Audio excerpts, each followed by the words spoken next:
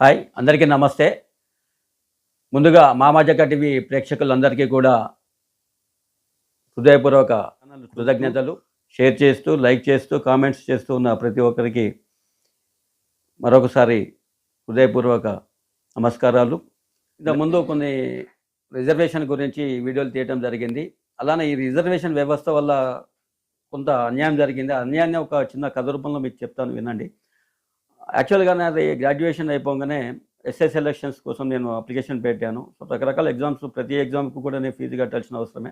ప్రతి దానికి ఫీజు కట్టేవాడిని. ఆ ఫీజు కోసమే నేను సంపాదిస్తూ ఉద్యోగం చేస్తూ ఉండే. ఆ ఫీజులు కట్టడం కోసమే నేను అప్పట్లో ఏదో ఒక పార్ట్ టైం లాగా ఉద్యోగం చేసుకుంటే నేను సంపాదిస్తూ ఆ ఫీజులు కట్టాల్సిన అవసరం వచ్చింది అప్పుడు.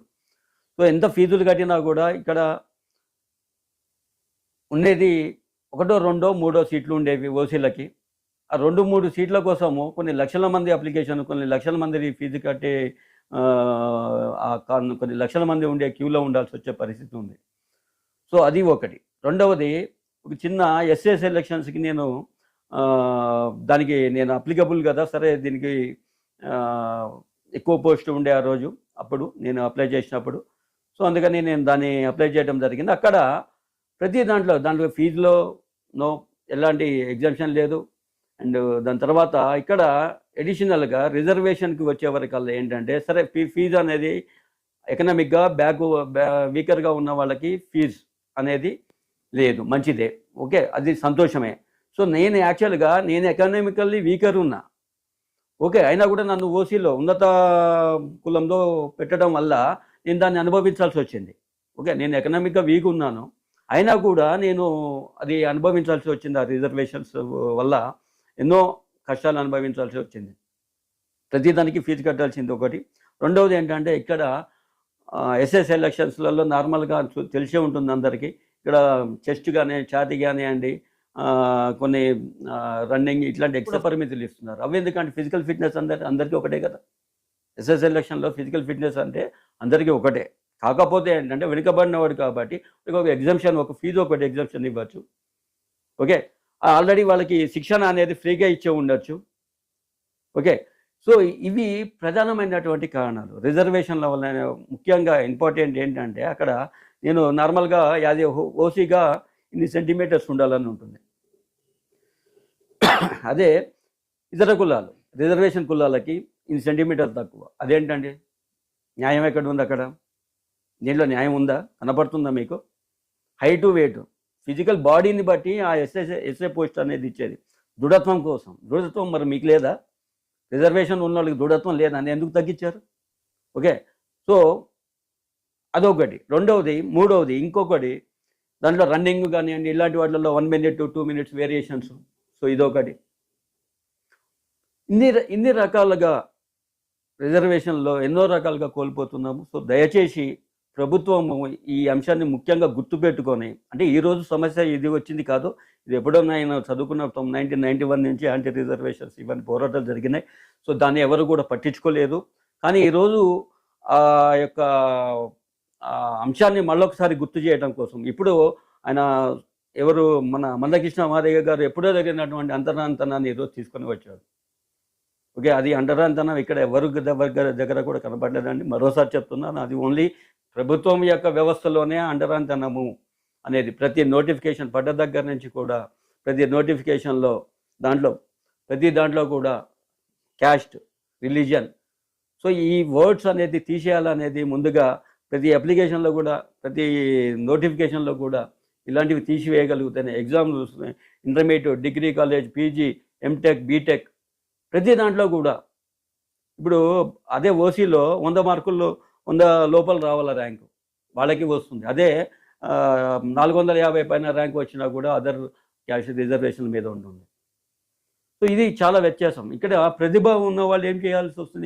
వెనకకు నిలబడాల్సి వస్తుంది. ప్రతిభ లేని వాళ్ళు ముందుకు పోతున్నారు.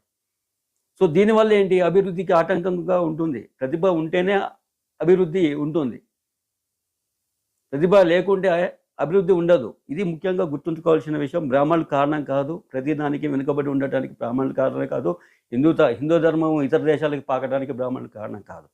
ఇక్కడ కొన్ని వ్యవస్థలు ప్రతి ఒక్కటి, ఇప్పుడు మన దేశంలోంచి మన దేశంలో నుంచి మన హిందూ ధర్మాన్ని బయటికి తీసుకోవాలంటే అది అందరి బాధ్యత. Okay, not only SC ST BC అన్నట్టు కాకుండా ఓన్లీ మన హిందూ ధర్మాన్ని పాటించే వాళ్ళ అందరు ప్రతి ఒక్కరికి కూడా ఇది వర్తిస్తుంది. దానికి రిజర్వేషన్తో సంబంధం లేదు. నెంబర్ 1. నెంబర్ 2 ఏంటంటే ఇక్కడ హిందూ ధర్మాన్ని పాటించేది ఎవరి వల్ల, ఎక్కువగా హిందూ ధర్మాన్ని ఎవరి వల్ల ఇక్కడ అనుసరిస్తున్నారు? బ్రాహ్మణులే. దాన్ని అభివృద్ధి చేసేది ముమ్మాటికి బ్రాహ్మణులే. మీరు కూడా వేదాలు చదువుకుంటే మీరు కూడా నెక్స్ట్ ఆ క్యూలో ఉండొచ్చు. ఓకే, అవన్నీ చదువుకోకుండా క్యూలో నిలబడి డైరెక్ట్గా అక్కడ జాబ్ కొట్టేద్దామా రిజర్వేషన్లు, దాంట్లో కూడా రిజర్వేషన్ల కోసం మీరు పాకులాడేది దేనికోసం అనేది ఈరోజు ఆలోచించాల్సిన విషయం. మన కృష్ణమాదిక్ గారు ఇన్ని రోజుల ఇప్పుడు ఈరోజు మీకు గుర్తుకొచ్చింది సమానత్వం అనేది. సమానత్వం అనేది ఎప్పుడో రావాలి. దానికోసమే అంటరానితనము ఇవన్నీ తీసేసి అందరూ సమానులే అని, ఓకే, అందరూ కూడా ఐకమత్యమే మహాబలం. ఐకమత్యం అంటే ఏంటి? సమానత్వమే. ఐకమత్యంగా ఉండడం, అందరం కలిసి ఉండటం. అందరం కలిసి ఉండటం అంటే నువ్వు నీ గొప్ప నేను గొప్ప అనేది కాదు, నువ్వు ఆ కులం నేను నీ కులం కాదు. ఐకమత్యం అంటే అందరం కలిసి ఉండటం అనేది, అది ఒక సమానత్వం లాంటిదే ఫస్ట్. తర్వాత సమానత్వంలో ఏంటంటే కొంచెం ఆర్థికంగా ఎకనామిక్గా ఆలోచించేది సమానత్వం. ఒక డబ్బు అంటే పేదరికంలో ఉన్న వాళ్ళకి అన్నీ కూడా అందాలనేది ఒక ఆలోచన. అది గవర్నమెంట్ చేయాల్సింది. లేకుంటే ప్రైవేట్కి ఆ సమానత్వంతో ఎటువంటి పని లేదు. కులంతో ప్రైవేట్కి ఎటువంటి పని కూడా ఉండదు. ఇండివిజువల్గా ఎవరైతే వెనుకబడి ఉన్నారో వాళ్ళకి గవర్నమెంట్ ఎన్నో రకాల సపోర్ట్ చేస్తూ ఉంది. సో ఈరోజు మీరు అనే సమానత్వం రావాలి అని అంటే తప్పకుండా రిజర్వేషన్లు అనేది తీసివేయాలి. సో ఆ సమానత్వం తీసేసిన తర్వాతనే మళ్ళా దీని గురించి మాట్లాడాల్సిన ఆవశ్యకత ఎంతైనా ఉంటుంది. సో దీని గురించి ప్రతి ఒక్కరూ కూడా ఇప్పుడు హిందూ దేవాలయాల్లో బ్రాహ్మణులు ఉండొద్దు అన్న దాని మీద ప్రతి ఒక్క హిందూ కూడా స్పందించాల్సిన అవసరం ఈరోజు ఎంతైనా ఉన్నది. బ్రాహ్మణుల సొత్త అనుకుంటే ఏదో చాలా పెద్ద పెద్ద మాటలు మాట్లాడుతున్నారు. సో అలాంటి వాటిలలో ప్రతి ఒక్క హిందువు కూడా మాట్లాడాల్సిన ఆవశ్యకత అవసరం ఇప్పుడు ఎంతైనా ఉంటుంది. ఎందుకంటే బ్రాహ్మణుల ఒకళ్ళని ఏలెత్తి చూపిస్తున్నారు ఆయన. కుల వ్యవస్థకి, మత వ్యవస్థకి, ఈ కుల వ్యవస్థకి రావడానికి కారణం బ్రాహ్మణులే అంటున్నారు.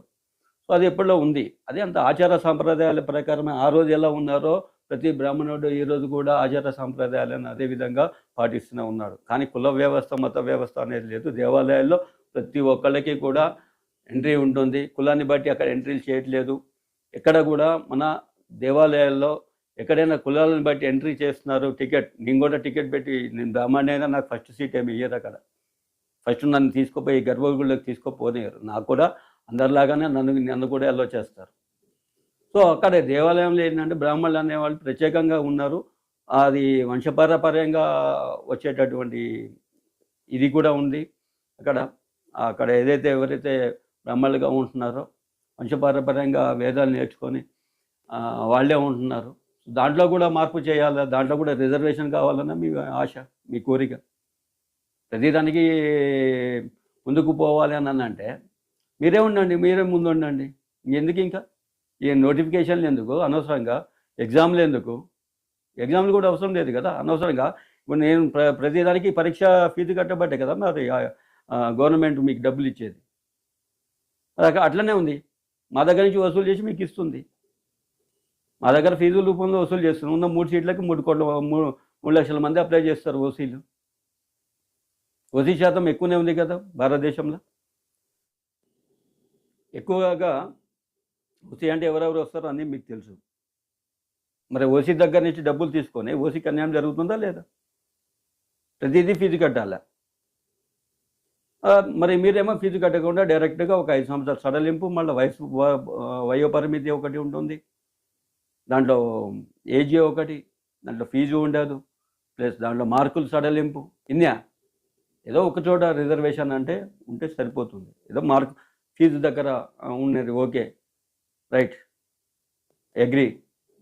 ప్రతిదానిగా మార్కుల దగ్గర ఎందుకండి? ప్రతిభ అనేది అసలు పరీక్ష పెట్టేది ఎందుకు? మార్కులు రావడం కోసం. ఆ మార్కులు రాకుండానే సీట్ కొట్టేస్తే ఏముంటుంది అక్కడ? అది ఇప్పుడు గత 70 సంవత్సరాల నుంచి, అంటే మన భారతదేశానికి స్వతంత్రం వచ్చిన దగ్గర నుంచి అదే వ్యవస్థ నడుస్తుంది. ఇప్పటికీ మారలేదు కాబట్టి ఆ వ్యవస్థ తీసేయాలి. దాంట్లో is the failure of reservation సిస్టంలో ఈరోజు ఫెయిల్యూర్ అయినట్టే. అసలు రిజర్వేషన్ సిస్టంలో దాని ద్వారా ఈ రోజు వరకు కూడా ఇంకా సాటిస్ఫాక్షన్ కాలేదు అని అంటే రిజర్వేషన్ వ్యవస్థ అనేది పూర్తిగా ఫెయిల్యూర్ అయినట్టే. సో అది ఎవరు చెప్పాలి? రిజర్వేషన్ వ్యవస్థ అనేది ఫెయిల్యూర్ అయిందా, సక్సెస్ అయిందా అనేది ఎవరు చెప్పాలి? ఇప్పుడు రిజర్వేషన్ ఐఏఎస్ ఆఫీసర్ రిజర్వేషన్ ద్వారా ఐఏఎస్, ఐపీఎస్ పొజిషన్లో ఉన్న అతని వాళ్ళ వంశాలలో పుట్టే పిల్లలకి కూడా మళ్ళీ రిజర్వేషన్ అవసరమా? ఇక్కడ వ్యవసాయంలో ఓసీలో ఉండి జీరోలో ఉంటాడు అమౌంట్లో. ఓకే, వ్యవసాయము ఒక మినిమం జీతం కూడా లేదు. మరి ఇక్కడేమో 5,000, 10,000 నెలకి సంపాదించే వ్యవసాయదారుని కుటుంబం, ఓసీ కుటుంబంకి రిజర్వేషన్ ద్వారా ఐఏఎస్, ఐపీఎస్లలో ఉద్యోగాలు వచ్చిన వాళ్ళ కుటుంబంలో పిల్లలకి వేరియేషన్ చూడండి. ఇక్కడ వ్యవసాయదారుడు ఓసీలో ఉండి 10,000 రూపాయలు, 12,000 రూపాయలు ఇన్కమ్. మరి ఈయన మరి ఎడ్యుకేషన్కి ఎక్కడ సమానం ఉంది? ఇక్కడ మార్కులకి ఇది ఇద్దరు కూడా ఎంటెక్ చదువుతున్నారు అనుకోండి, ఫర్ ఎగ్జాంపుల్ ఎంటెక్ చదువుతున్నారు, లేదు బీటెక్ చదువుతున్నారు. మరి అక్కడ వేరియేషన్ ఉందో, వీళ్ళకేం సీట్ రాలేదు. ఎంత తక్కువ ర్యాంక్ వచ్చినా కూడా ఈ ఓసీ ఎకనామిక్ వీకర్ ఉన్న వ్యవసాయదారునికి సీట్ రాలేదు. మరి ఇక్కడ ₹1,00,000 నెలకి ₹1,00,000 జీతం ఉన్న ఐఏఎస్ ఆఫీసర్, ఐపీఎస్ క్యాడర్లో ఉన్నటువంటి రిజర్వేషన్ క్యాండిడేట్ల ద్వారా వచ్చిన ఐఏఎస్ ఆఫీసర్కి వాళ్ళ యొక్క ఫ్యామిలీకి మళ్ళీ రిజర్వేషన్ అవసరమా? సో ఇలాంటి వేరియేషన్స్ చూడండి. ఎకనామిక్గా ఈరోజు పెట్టారు, ఎకనామిక్గా వీక్గా ఉన్న వాళ్ళకి 10% ఓసీ వాళ్ళకి కల్పించారు. దాని మీదన మీ యొక్క పూర్తి విజన్ దాని మీదన మీ ఆరాటం అంటే అంటే అసలు బ్రాహ్మణులకు ఈ రకంగా రిజర్వేషన్ ఇవ్వద్దనా ఏంటి? మీ సమానత్వం ఏంటి? వాళ్ళు గవర్నమెంట్ ఈరోజు రీసెంట్గా ప్రకటించింది ఆ 10% రిజర్వేషన్ కూడా. సో దానివల్ల ఎక్కువ ముందు ఫస్ట్ నుంచి ఎలాంటి ఉపయోగం లేదు. ఏదో మార్కుల్లో కొంచెం సడలింపు అది కూడా టాప్లో వచ్చిన వాళ్ళకి టాప్ 10% సడలింపు దానివల్ల కూడా పెద్ద ఉపయోగాలు కూడా లేవు. దాంట్లో ఇప్పుడు హిందూస్ని కూడా హిందూ ముస్లిమ్స్ని కూడా దాంట్లో కలిపారు అనేది మీ యొక్క వాదన కనపడుతుంది నాకు ఇంతకుముందు చూసినటువంటి మీ వీడియోలలో, మీరు మాట్లాడినటువంటి ప్రసంగాల్లో. సో దయచేసి మీరు పోరాడండి. కేవలం రిజర్వేషన్ లేకుండా ఆర్థిక సమానత్వం మీదనే ఉండే పోరాటం. ఈ వీడియో కనుక మీకు నచ్చినట్లయితే మా ఛానల్ని లైక్ చేయండి. అలానే ఇప్పటివరకు మా ఛానల్ని ఎవరైతే సబ్స్క్రైబ్ చేయలేదో తప్పకుండా సబ్స్క్రైబ్ చేయండి. మా ఛానల్లో వెలువడే ప్రతి వీడియో కూడా మీ మొబైల్ నందు నోటిఫికేషన్గా రావాలి అని అనుకుంటే సబ్స్క్రైబ్ చేసిన వెంటనే పక్కనే ఉన్నటువంటి బెల్ ఐకాన్ని ప్రెస్ చేయండి. అలానే కామెంట్స్ చేసిన తర్వాత అక్కడ హైప్ అనే ఆప్షన్ కూడా ఉంటుంది, హైప్ కూడా చేయండి. ఇది కొత్త option. Okay, thank you for watching Mamajaka TV.